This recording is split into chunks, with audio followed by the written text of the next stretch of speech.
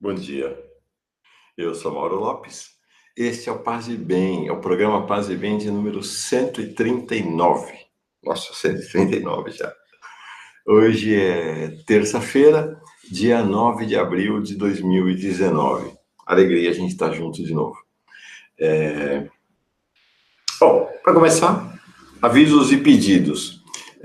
Avisos. Hoje, logo depois do Paz e Bem, aqui no canal Paz e Bem, às 7 horas da manhã, tem o Caminhos do Espiritismo, como toda terça e quinta-feira, conduzido, mediado pela Carla Pavão. Então, Caminhos do Espiritismo, animado pelo coletivo de estudos Espiritismo e Justiça Social. Pois é, espíritas progressistas, espíritas de esquerda que animam nosso canal. Fundamental, tem sido um programa fundamental aqui no Paz e Bem. Outro aviso é que você precisa se inscrever no canal Paz e Bem, se não está inscrito ou inscrita ainda. Inscreva-se no canal Paz e Bem. Aos poucos a gente está fazendo crescer essa comunidade que pretende ser uma comunidade de espiritualidade plural e de paz, né? De uma espiritualidade de plural e de paz. Não é para se conformar com uma comunidade, não é para virar uma instituição, é apenas um movimento, é apenas o sabor das ondas, o sabor das águas passando pelo rio. Então, estamos crescendo, vamos chegar em breve a 12 mil inscritos, inscritas. Se você ainda não está inscrito, venha, inscreva-se do lado do botão de inscrição, clica no sininho para receber as notificações da nossa programação. Se você tiver condições financeiras, torne-se um assinante solidário, uma assinante solidária do canal Paz e Bem. É simples. Aqui na descrição desse vídeo tem o link, ou no nosso site, pazebem.org, tem também o link para você tornar-se uma assinante solidária, tá bom? Vamos lá. Pois bem, o que é esse Paz e Bem de hoje? Tem um tema, que é um tema que tem me ocupado já há várias semanas, acho que até mais do que semanas. Há vários meses eu venho querendo trazer para o Paz e Bem a questão do perdão. Daí, pensando como abordar a questão do perdão, como trazer esse tema, como fazer essa conversa entre nós sobre um tema tão central na nossa vida. E aí, essa semana, no início, no domingo, caiu-me na mão um livrinho que há muito tempo, acho que faz uns 2 anos, que eu não voltava a ele, mas que me foi um livro muito central na vida, muito central na minha jornada, e que eu passei a ler diariamente desde 2004.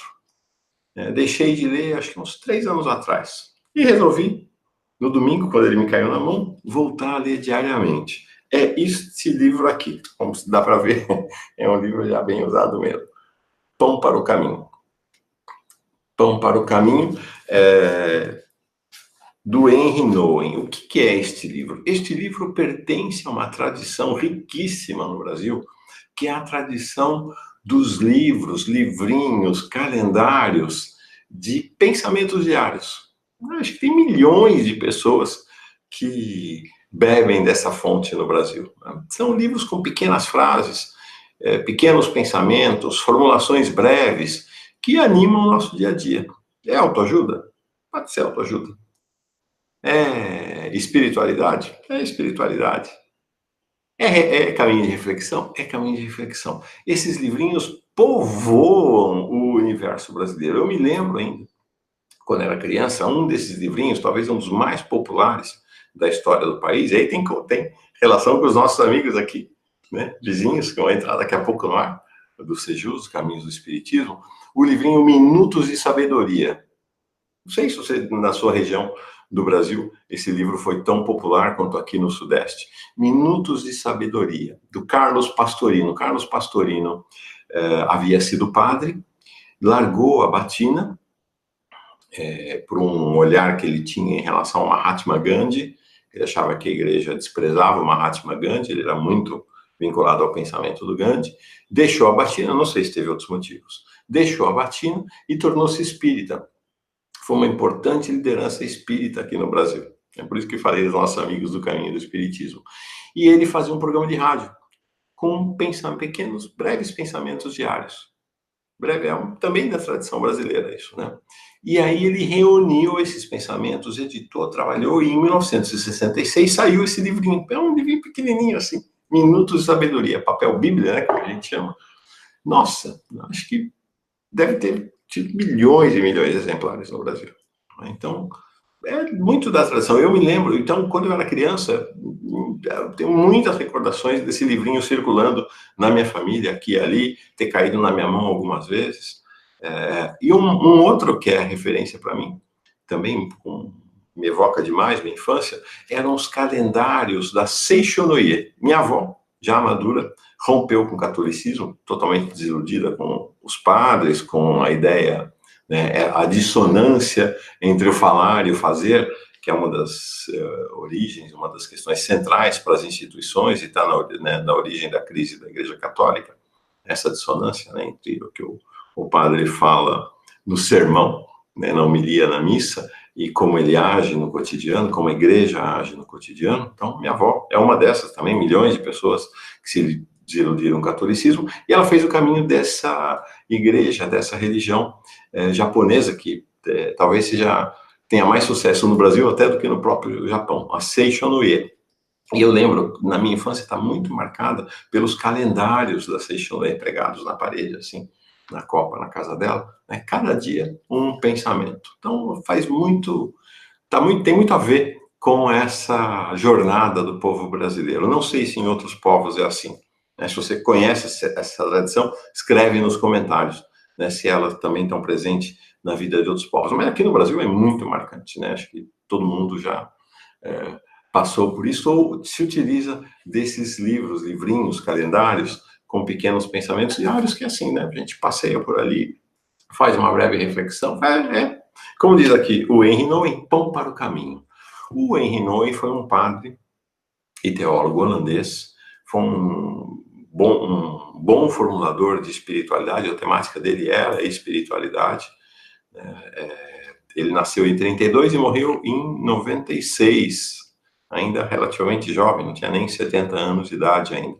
E a formulação dele de espiritualidade foi uma formação muito rica, aberta, livre, nas pegadas do Concílio Vaticano II. Ele foi profundamente impactado pela teologia da libertação. Olha eu aqui de novo esquecendo de colocar o cronômetro.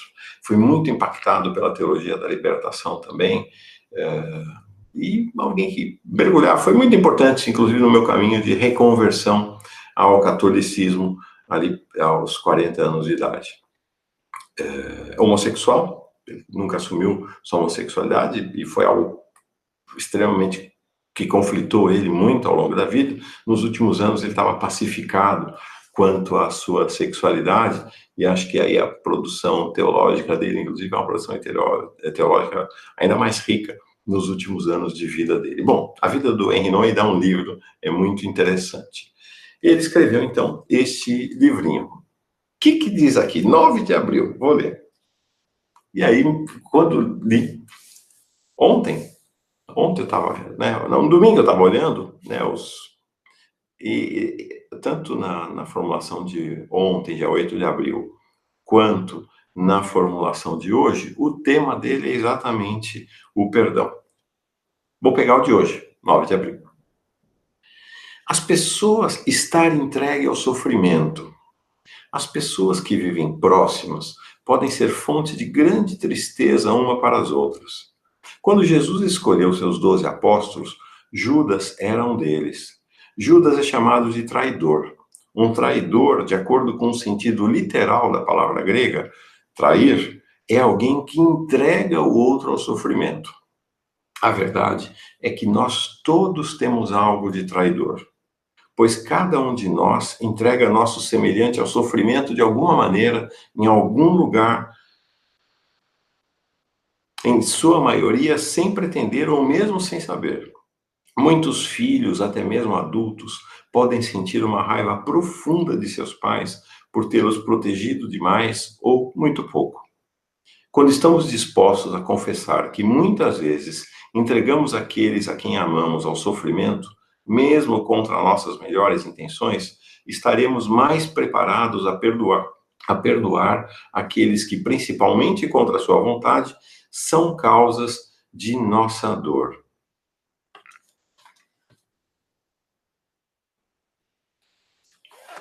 Essa parece uma questão central na vida, porque, de fato, a gente está muito marcado pelo sofrimento que nos é imposto pelos mais próximos, em geral, nossos pais e mães.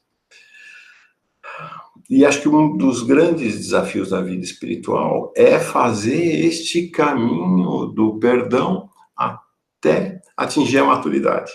Né? Até atingir a maturidade e poder olhar para nossos pais e mães despidos da visão infantil ou da visão adolescente. O Oscar Wilde, fantástico autor, ele tem um livro, Retrato de Dorian Gray, acho que é o grande livro do Oscar Wilde, uma referência, um dos grandes clássicos da história da humanidade. Quem não leu ainda, corre para ler, realmente é muito bom. E ele tem uma frase, que eu faço uma tradução livre dela, que me parece que é essencial nesse diálogo da caminhada para o amadurecimento através do perdão. Ele diz assim: nossos pais, quando somos crianças, nós idolatramos. Na juventude, nós odiamos. Alguns perdoam. Essa é a frase dele. Eu complementaria. Alguns perdoam. Os que não perdoam caminham pela vida adoecidos, adoecidas. Caminham pela vida em sofrimento, em intenso sofrimento. Porque é isso, de fato, né? Quando a gente é bebezinho, quando a gente é criança, na primeira infância, até os 7, 8, 9 anos de idade, varia, a gente idolatra nossos pais e mães, por mais que eles nos imponham sofrimentos, né? É uma idolatria, mas é um amor desmesurado, uma idolatria. Depois, na adolescência, vem o processo de contestação da autoridade paterna e materna, e muita gente vai desenvolver uma raiva, vai desenvolver um verdadeiro ódio pelos pais, porque começa a ter consciência dos sofrimentos que esses pais lhes impuseram, ou lhe impuseram. A grande questão da nossa vida é que a gente pode estacionar numa dessas duas fases. Então, se a gente estaciona nesta fase da idolatria dos pais, nós vamos ser meio criança da vida inteira, não só na relação com os pais, mas essa relação é um termômetro, né? Porque ela é a relação fundante da nossa humanidade, é a relação com os pais. Aqui não estou falando dos pais biológicos apenas, né? Estou falando daquelas figuras que fazem o papel paterno e materno na nossa vida, sempre há. Então, tem gente que idolatra o pai e a mãe até a morte. E fica meio criança, né? Meio atado a essa dimensão infantil da vida. Tem gente que faz a evolução para esse caminho da adolescência e para, e eu sei bem o quanto eu fiquei parado anos a fio aí, mesmo depois de adulto. E odeia e culpa os pais por tudo na sua vida. Como se os pais tivessem estabelecido uma sentença irremovível sobre a minha vida. Sobre a vida daquele que pensa assim. E vão ser adolescentes, rebeldes a vida inteira. E tem aqueles que dão o passo seguinte, que é serenidade. Perdoar os pais. Entender que os sofrimentos que os pais causaram, em muitos casos, foram absolutamente involuntários. Foi a possibilidade que esses pais tiveram na relação conosco. O quanto conseguiram. E se a gente consegue evoluir para este perdão aos nossos pais, nós conseguimos também ter um olhar crítico e mais compassivo, inclusive, para a nossa relação com nossos filhos. Para a nossa relação com todas as pessoas. Para entender que nós somos, como diz aqui o Henry Nouwen, igualmente causa de sofrimento. Causa de intenso sofrimento para os nossos próximos, em especial nossos filhos. mas também para nossos irmãos, nossos amigos, nossos colegas de trabalho, em todos os cantos. E aí a gente também consegue ser capazes de nos perdoar. Primeiro, de constatar essa realidade, né? Porque tem muita gente que é atado a essa imagem infantil da visão dos pais, passa a vida achando também que é o ídolo, que não comete erros, que só quer fazer o bem, que só é bem intencionado e que, portanto, não reconhece o mal que causa a outra pessoa. E como tem gente que, aprisionada a esse momento da adolescência, passa a vida em enorme sofrimento e revolta e olhando apenas para essa dinâmica do sofrimento, né? Ultrapassar esses dois momentos e ter um olhar de perdão, de generosidade, de entendimento. Isso não quer dizer esquecer, mesmo porque é impossível esquecer. A ideia de que o perdão quer dizer esquecimento é uma ideia de renúncia à nossa humanidade, porque a nossa humanidade está calcada também na nossa memória. E o sofrimento, às vezes pode ser tão intenso que sequer está presente na nossa memória, ou na memória consciente. Ele é lançado para as profundezas, né, para as profundezas do nosso inconsciente, e se transforma em trauma. Então, vamos lá, com calma.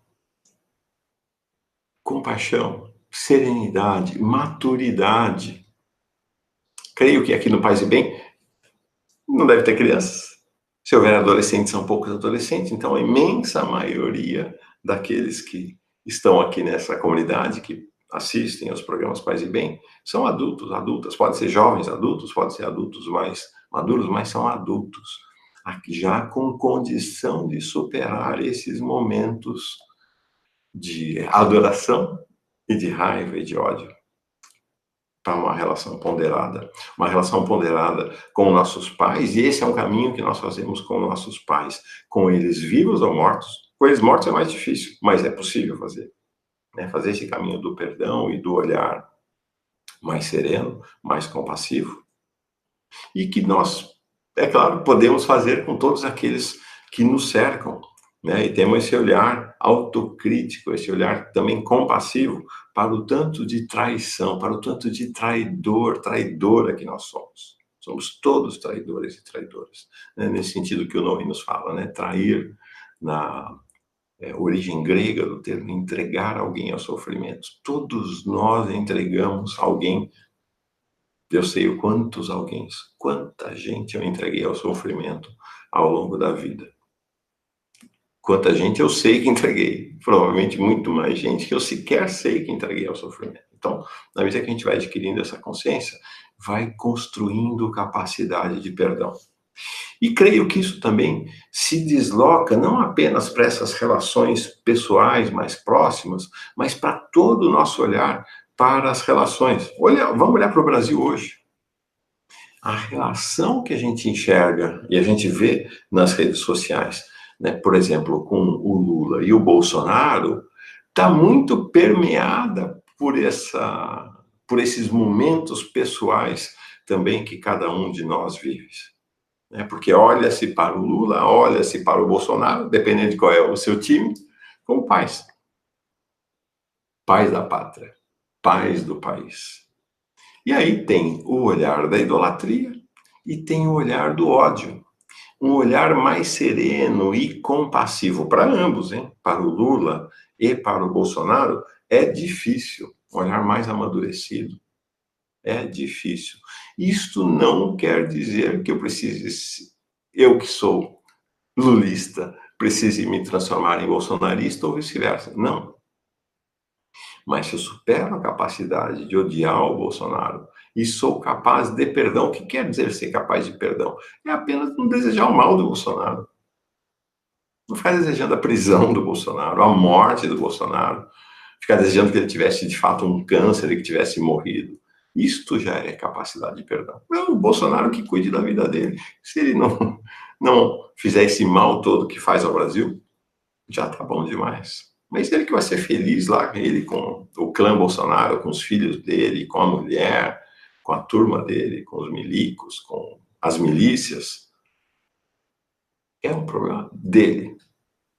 A mesma coisa com Lula. Então, como a nossa comunidade é uma comunidade muito pautada pela, pela nossa relação com Lula, né? Relação com Lula, nosso desejo de ver Lula livre, Lula é o grande líder da história do povo brasileiro, há também uma relação infantilizada com o Lula, com a figura do Lula.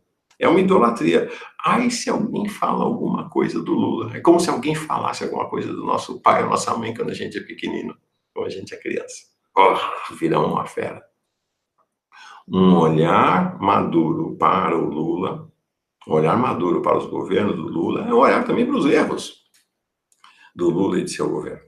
Vou dar um exemplo.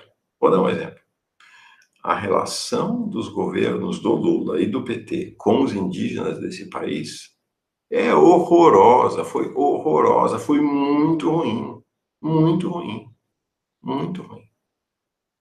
É talvez a grande chaga dos governos do PT, do governo Lula e da Dilma, a relação com os povos originários desse país, com os povos indígenas.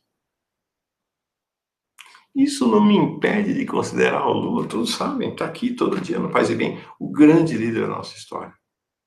Um professor de espiritualidade, de sabedoria, de compaixão, mas ele é um homem. Tem defeitos. Impôs sofrimento a muita gente. É assim, é a vida. É o caminho de amadurecimento na vida. Não é um caminho fácil. Não é um caminho fácil. É um caminho que é um trabalho para toda a vida, às vezes. É um trabalho para toda a vida. Mas vale a pena. Vale a pena. Não é bom a gente ficar atado às nossas fantasias, idolatrias infantis e às nossas fantasias e ódios juvenis. O caminho do perdão é o caminho do realismo. Andar pela vida de olhos abertos, sem ilusões. É um convite. É um convite que o Henri Nouwen faz aqui, que eu me sinto convocado e convidado, porque sei que ainda é um caminho com recaídas, é um caminho que não cheguei lá ainda. É uma jornada para fazer. É uma jornada para a gente fazer e, em comunidade, ajudarmos a fazer juntos essa jornada. É isso. Paz e bem de hoje. Paz e bem. Vamos, então, meditar o perdão? Meditar essa possibilidade, né? Meditar essa consciência do sofrimento que aqueles que nos são próximos causam a nós e do sofrimento que nós causamos e construir capacidade de olhos abertos, né? Capacidade de realidade e de perdão. Então vamos fazer isso em silêncio. Meditação, hora da meditação. Como sempre, não é? Corpo em atenção, não em tensão, em atenção. Isso quer dizer corpo reto, espinha ereta. Se você está sentado numa cadeira, vem para frente. Larga esse encosto da cadeira. Senta para frente. Espinha ereta. Respiração profunda. Construir outro ritmo. Né? Construir o ritmo do espaço, né? O ritmo do silêncio. Né? Respiração profunda. E mantra. O nome, a palavra, o esvaziamento. Vamos lá? Vou fechar meus olhos, fechei, fecha os seus e vamos.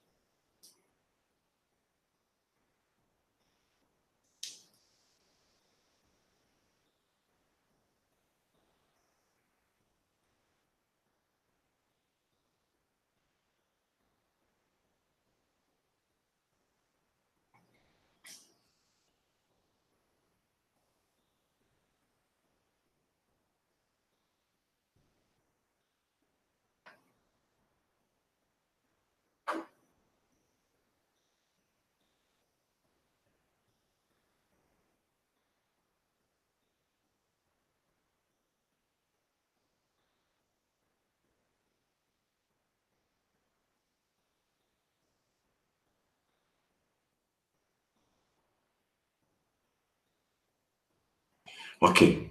Nossa, que vontade de ficar de longe aqui. Mas vamos lá. que a vida está nos chamando. É isso, a vida aqui é a vida. Mas tem outras jornadas ao longo do dia de hoje, né? Vamos lá. Nesta quarta-feira, o Paz e Bem será animado pela Carla Pavão. Oh, desculpa. Será animado pelo Eduardo Henrique, pelo nosso querido Eduardo Henrique, reverendo Eduardo Henrique, reverendo anglicano Eduardo Henrique. E na quinta-feira, a Carla Pavão. Volto sexta-feira aqui para a nossa conversa no Paz e Bem. Aproveitem muito a companhia e a sabedoria do Eduardo Henrique e depois da Carla Pavão. Paz e bem. Paz e bem para todos nós.